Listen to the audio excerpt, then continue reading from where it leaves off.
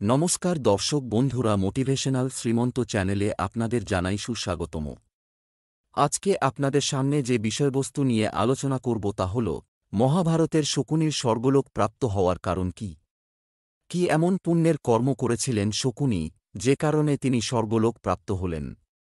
বন্ধুরা, মহাভারতে শকুনি এমন একজন পাত্র ছিলেন যিনি তার সম্পূর্ণ জীবনে শুধুমাত্র কূটনীতি ও ষড়যন্ত্রই করে গেছেন। শুধু তাই নয়, কুরুক্ষেত্রের রণভূমিতে হওয়া ঐতিহাসিক যুদ্ধের পিছনে কোথাও না কোথাও শকুনির হাত ছিল।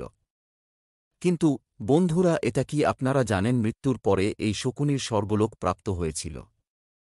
কিন্তু এটা কি করে সম্ভব? যে ব্যক্তি তার সারা জীবন কূটনীতি, ষড়যন্ত্র এবং অধর্ম করে গেল, তার কি করে স্বর্গলোক প্রাপ্ত হল? বন্ধুরা, শকুনির এই কাহিনীটি শুরু হয় গান্ধার রাজ্য থেকে। মহাভারতের সময়ে গান্ধার রাজ্যের রাজা ছিলেন সুবল। তিনি গান্ধার নরেশ নামে খ্যাত ছিলেন। একটি সময়ের কথা, যখন ধৃতরাষ্ট্রের সঙ্গে বিবাহের জন্য পিতামহ ভীষ্ম গান্ধার রাজ্যে পৌঁছালেন।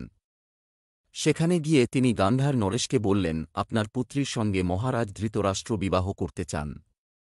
এই শোনার পর গান্ধার নরেশের সবথেকে ছোট পুত্র শকুনি এবং গান্ধার নরেশ নিজেও অবাক হলেন। কেননা তারা জানতেন ধৃতরাষ্ট্র জন্ম থেকেই অন্ধ ছিল। কিন্তু তাও তারা ভীষ্মের প্রস্তাবের বিরোধিতা করে না। আর ভীষ্ম পিতামহের যুদ্ধকৌশলের ভয়ে তারা সেই প্রস্তাবে রাজি হয়ে যান।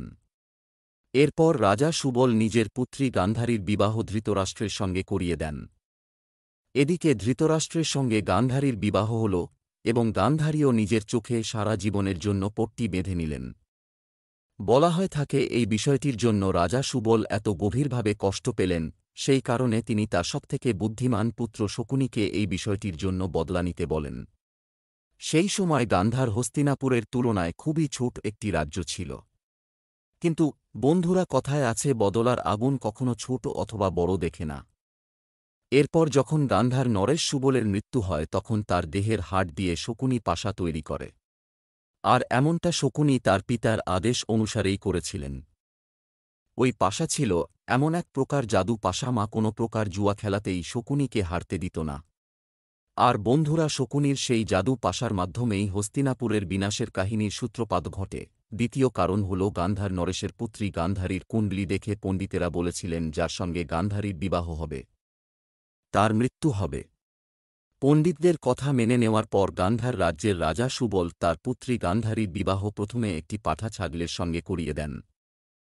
এরপরে যেমনটা আমরা সকলেই জানি, গান্ধারীর বিবাহ পরে ধৃতরাষ্ট্রের সঙ্গে হয়েছিল।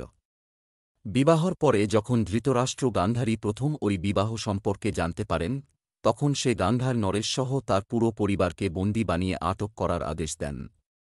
জেলের মধ্যে বন্দী করা গান্ধার নরেশ ও তার পুরো পরিবারকে রোজ এক মুঠো করে চাল দেয়া হতো খাবার জন্য। এমতো অবস্থায় খিদের কারণে তার পরিবারের একটি সদস্য মরে যেতে থাকে। তখন গান্ধার নরেশ শকুনিকে ছাড়ার বিনতি করেন মহারাজ ধৃতরাষ্ট্রের কাছে, যাতে শকুনি এর বদলা নিতে পারে।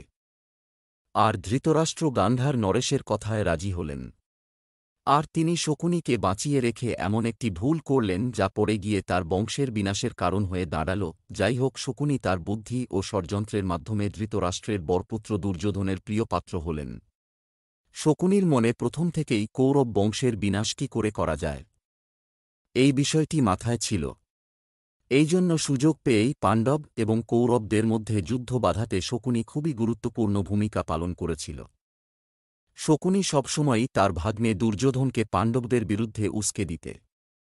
শেষমেশ ওই উস্কানোর ফলেই মহাভারতের যুদ্ধ সংঘটিত হয়েছিল। 18 দিন ধরে চলা এই যুদ্ধে লাখ লাখ পরিচিত মানুষরা নিজেদের হাতেই মারা গেলেন।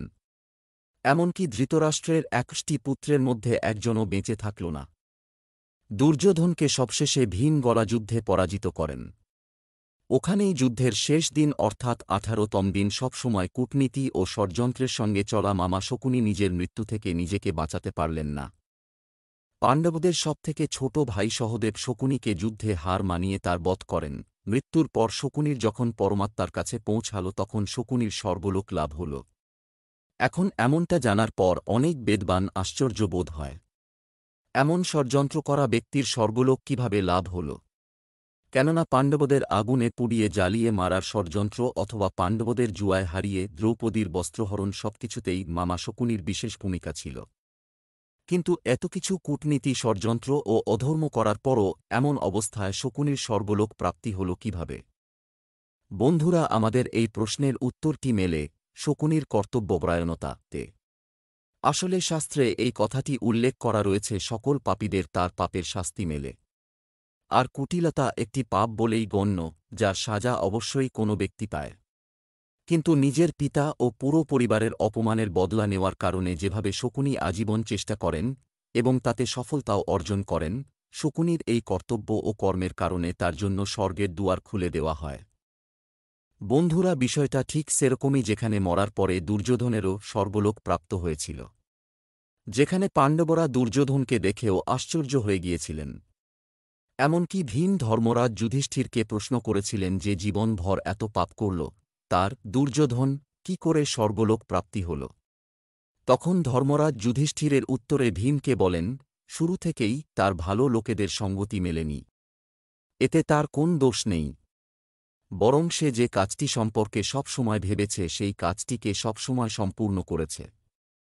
যেমন আপনার কর্ম এবং নিষ্ঠা আপনার জন্য সফলতার মার্গটি নিশ্চিত করে, ঠিক তেমনি আপনার কর্তব্যপরায়ণতা আপনার জন্য স্বর্গের দুয়ার খুলে দেয়। আশা করি বন্ধুরা, ভিডিওটি দেখে আপনারা সমৃদ্ধ হয়েছেন এবং বুঝতে সক্ষম হয়েছেন মরার পরেও পাপী মানুষদের স্বর্গলোক কেন লাভ হয়। ভালো লাগলে আপনজনের উদ্দেশ্যে শেয়ার করবেন। চ্যানেলটি সাবস্ক্রাইব করবেন। ভালো থাকুন, সুস্থ থাকুন। নমস্কার, ধন্যবাদ। ঈশ্বর আপনার মঙ্গল করুক।